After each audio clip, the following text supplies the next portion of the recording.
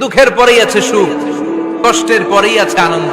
এই দুনিয়াটাই এরকম, কষ্টের পরই আনন্দ। দেখবেন তারাবির নামাজ 20 রাকাত পড়তে কষ্ট লাগে না? কোমরে ব্যথা, হাঁটুতে ব্যথা, কিন্তু 20টা রাকাত যখন শেষ করে মসজিদ থেকে বের হই, একটা আনন্দ আছে না নাই? কষ্ট করে পরীক্ষার জন্য প্রিপারেশন নিলেন আপনি কয়েক মাস, কিন্তু ফলাফল যখন ভালো হয় তখন একটা আনন্দ আছে না নাই? সারাদিন রোজা রাখলেন রমজানে, কি কষ্ট, তৃষ্ণায় গলা ফেটে যায়, কিন্তু ইফতারির সময় যখন রুহাবজা শরবতটা খাই কেমন লাগে? একটা আনন্দ আছে না নাই? এজন্য আল্লাহ বললেন ফাইন্না মাআল উসরি ইউসরান, ইন্না মাআল উসরি ইউসরা।